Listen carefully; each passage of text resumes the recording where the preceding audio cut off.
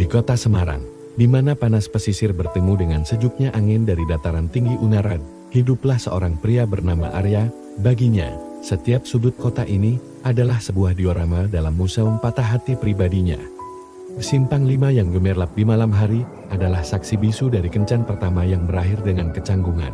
Jalan Pahlawan yang megah adalah tempat ia pernah menunggu berjam-jam untuk seseorang yang tidak pernah datang, dan kafe-kafe di kota lama dengan dindingnya yang mengelupas, seolah mencerminkan hatinya sendiri penuh dengan sejarah, tetapi juga penuh dengan retakan. Arya, di usianya yang hampir menginjak 30 tahun, adalah seorang arsitek lanskap yang berbakat. Tangannya mampu mengubah sepetak tanah gersang menjadi taman yang indah. Ia bisa memahami bahasa bunga dan harmoni batu alam, namun, ironisnya, ia tidak pernah bisa memahami bahasa hati seorang wanita. Ia adalah pria yang baik, terlalu baik. Mungkin ia tulus, setia, dan memiliki hati yang lapang. Tetapi di dunia modern yang serba cepat, kebaikannya seringkali disalahartikan sebagai kelemahan atau kebosanan. Kisah cintanya adalah sebuah antologi penolakan yang panjang dan menyakitkan. Ada Rina, teman kuliahnya, yang setelah beberapa bulan dekat, berkata, "Kamu seperti kakakku sendiri, Ang." Ada Sarah, rekan kerjanya, yang meninggalkannya karena menganggap Arya terlalu datar dan tidak punya ambisi. Ada puluhan nama lain, puluhan wajah yang hanya singgah sebentar lalu pergi, meninggalkan jejak luka yang semakin dalam. Tetapi Arya tidak bisa berpura-pura menjadi orang lain, terasa lebih menyakitkan daripada ditolak menjadi diri sendiri. Jadi, ia terus mencoba, terus membuka hatinya. Meskipun setiap kali ia melakukannya, ia seperti sedang menawarkan hatinya untuk kembali diinjak-injak. Dia hampir menyerah pada cinta, hampir percaya bahwa takdirnya adalah hidup sendiri, ditemani oleh sketsa-sketsa taman dan keheningan apartemennya yang menghadap ke pelabuhan Tanjung Amas. Ia tidak tahu bahwa takdir sedang mempersiapkan sebuah pertemuan terakhir. Sebuah ujian terbesar yang akan menentukan apakah ia akan selamanya terkunci dalam museum patah hatinya, atau akhirnya menemukan pintu keluar. Pertemuan itu terjadi di hari yang paling tidak romantis. Hujan deras mengguyur Semarang tanpa ampun, mengubah jalanan menjadi sungai coklat yang meluap. Arya sedang dalam perjalanan pulang, mobilnya terjebak dalam kemacetan total di Jalan Pandanaran.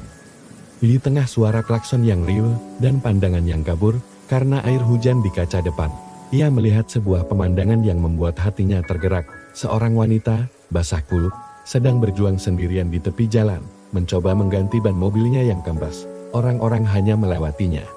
Terburu-buru untuk mencari tempat berteduh, tanpa berpikir dua kali, Arya meminggirkan mobilnya, mengambil payung, dan berlari menembus hujan. "Mbak, biar saya bantu," kata Arya, memayungi wanita itu yang tampak terkejut. Wanita itu, yang bernama Kirana, mendongak, wajahnya pucat karena kedinginan. Tetapi matanya memancarkan keteguhan yang luar biasa. Ia tidak tampak seperti wanita yang rapuh. Ia tampak seperti seorang pejuang yang sedang kelelahan. "Tidak usah, Mas, saya bisa sendiri," tolaknya halus. Tangannya masih berusaha membuka baut ban yang keras. "Saya tidak meragukan kemampuan Mbak," balas Arya sambil tersenyum. "Tapi dengan dua orang, pasti lebih cepat. Dan sepertinya, kita berdua sama-sama ingin cepat pulang." Kirana menatap Arya sejenak, lalu akhirnya tersenyum kecil dan mengangguk. Di bawah hujan yang deras, di tengah kemacetan yang parah, mereka bekerja sama. Arya, dengan kekuatannya, berhasil membuka baut yang macet. Kirana, dengan pengetahuannya yang ternyata ia adalah seorang insinyur mesin, memberikan instruksi yang tepat. Mereka tidak banyak bicara, hanya sesekali bertukar pandang dan senyum. Ada sebuah chemistry yang aneh, sebuah pemahaman tanpa kata di antara mereka. Setelah ban berhasil diganti, keduanya sudah basah kuyup. "Saya tidak tahu bagaimana cara berterima kasih," kata Kirana tulus. "Traktir saya teh hangat saja sudah cukup," jawab Arya. Mereka berakhir di sebuah kedai teh sederhana di dekat situ. Sambil menunggu pakaian mereka sedikit mengering, mereka mulai berbicara, dan di sanalah Arya menemukan bahwa Kirana bukanlah sekadar wanita biasa. Dia adalah seorang insinyur yang baru saja resign dari sebuah perusahaan besar di Jakarta untuk kembali ke Semarang dan merawat ibunya yang sakit. Ia cerdas, mandiri, dan memiliki selera humor yang sarkastik. "Jadi, kamu menolongku bukan karena kasihan pada wanita tak berdaya, tapi karena kamu melihat sesama tukang insinyur yang sedang kesusahan?" Canda Kirana. Arya tertawa lepas, sebuah tawa yang sudah lama tidak ia rasakan. Mungkin, jawabnya. 1 jam percakapan itu terasa seperti 5 menit.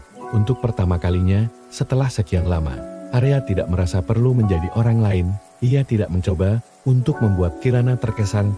Ia hanya menjadi dirinya sendiri, dan anehnya, wanita di hadapannya tampak menyukainya apa adanya. Hubungan mereka tidak dimulai dengan kencan-kencan romantis. Hubungan mereka dibangun di atas fondasi yang berbeda, persahabatan, dan saling dukung. Mengetahui Kirana sedang mencari pekerjaan baru di Semarang, Arya dengan tulus membantunya. Menghubungkannya dengan beberapa relasinya di bidang industri. Sementara itu, Kirana sering menemani Arya saat ia melakukan survei lokasi untuk proyek-proyek tamannya. Kirana, dengan otaknya yang logis, sering memberikan masukan-masukan teknis yang brilian tentang sistem irigasi atau struktur gazebo. Sesuatu yang tidak pernah Arya dapatkan dari pasangan-pasangan sebelumnya. Kamu ini aneh, kata Arya suatu hari saat mereka sedang duduk di tengah lahan proyek yang masih gersang. Wanita lain akan bilang, wah, tamannya pasti indah nanti. Kamu malah bilang pipa drainasenya harus punya kemiringan minimal 2%. Kirana tertawa, memangnya salah? Aku kan memastikan taman indahmu itu tidak kebanjiran. Bersama Kirana, Arya merasa dilihat secara utuh. Kirana tidak hanya melihat sisi lembutnya sebagai seorang seniman lanskap, tetapi juga menghargai sisi logisnya. Dia tidak menuntut Arya menjadi lebih menantang atau lebih romantis. Dia menerima Arya apa adanya. Namun, hantu-hantu dari masa lalu masih menghantui Arya. Ratusan penolakan telah membangun sebuah benteng ketakutan yang tinggi di dalam dirinya. Dia sangat menyukai Kirana, mungkin bahkan mencintainya, tetapi suara-suara di kepalanya terus berbisik. Dia terlalu baik untukmu, dia terlalu pintar. Cepat atau lambat, dia juga akan bosan dan meninggalkanmu seperti yang lain.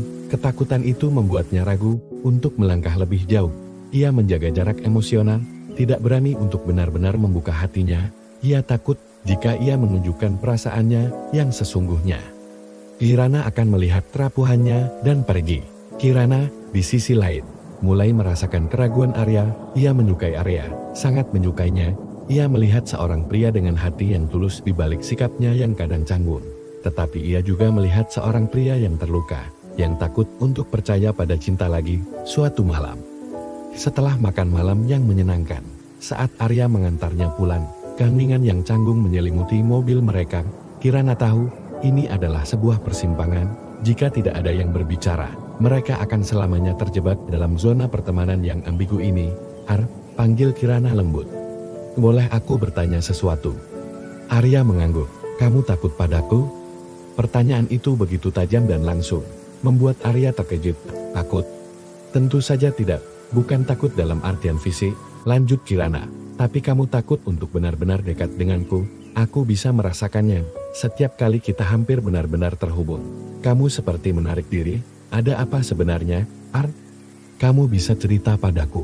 Di bawah tatapan mata Kirana yang penuh pengertian, benteng pertahanan Arya akhirnya runtuh. Malam itu, untuk pertama kalinya, ia menceritakan semuanya.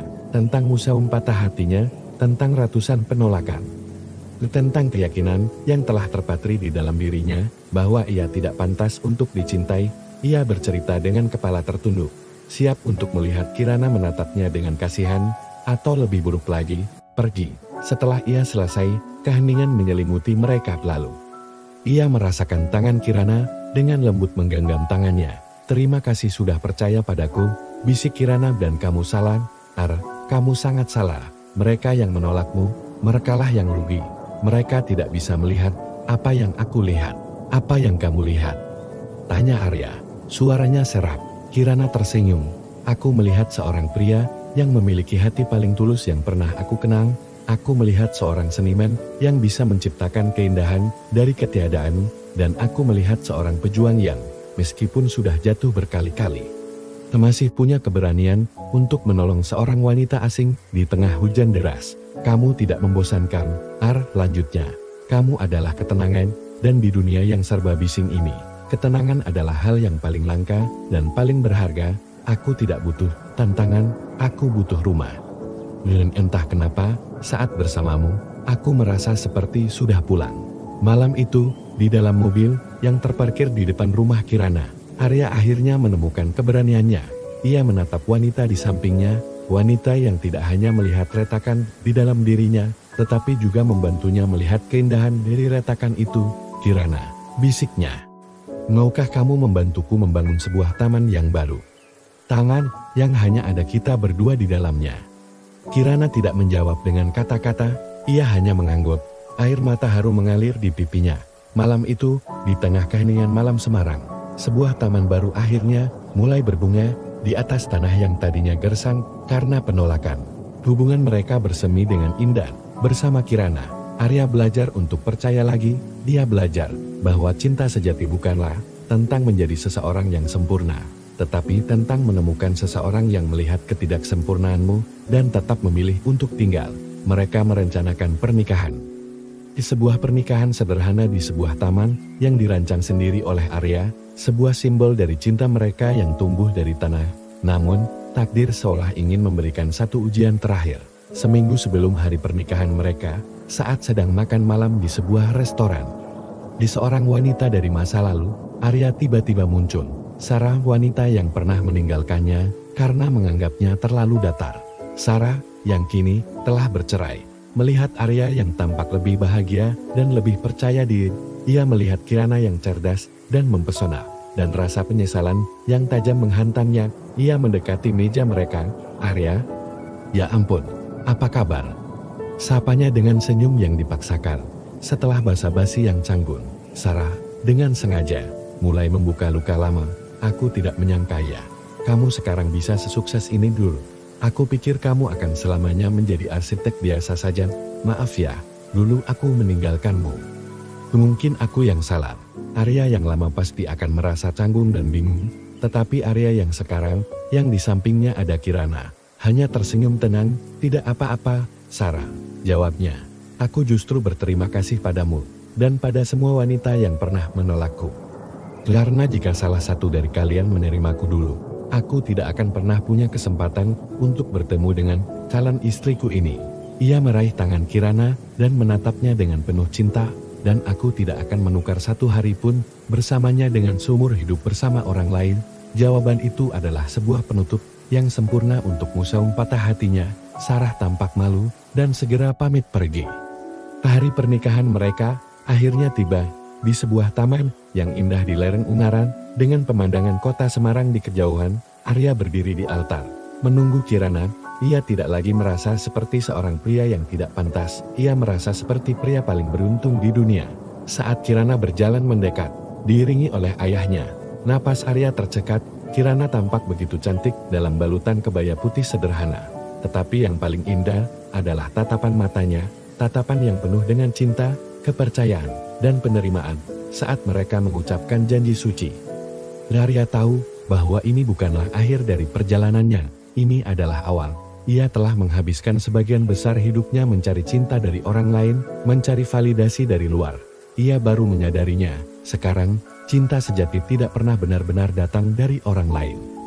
Dia datang dari dalam diri kita sendiri terlebih dahulu, dari kemampuan untuk menerima diri kita apa adanya, dengan segala kelebihan dan kekurangannya. Dan Kirana adalah anugerah terindah. Ia adalah cermin yang dikirimkan Tuhan untuk membantunya melihat kebaikan di dalam dirinya sendiri, kebaikan yang selama ini tertutup oleh debu-debu penolakan. Setelah acara selesai, mereka duduk berdua di sebuah bangku taman, menatap matahari terbenam yang mewarnai langit Semarang dengan warna-warni yang indah. "Terima kasih," bisik Arya. "Untuk apa?" tanya Kirana sambil menyandarkan kepalanya di bahu Arya. "Terima kasih sudah mau mengganti ban bersamaku di tengah hujan." Kirana tertawa. "Itu adalah pertolongan terbaik yang pernah aku dapatkan." Arya memeluk istrinya erat. Ia tidak lagi melihat museum patah hati di setiap sudut kota. Yang ia lihat kini adalah sebuah kanvas kosong yang luas, yang siap mereka lukis bersama dengan warna-warni kebahagiaan. Ia telah menemukan tamannya, dan di dalam taman itu, ia telah menemukan rumahnya, rumah yang bernama Kirana.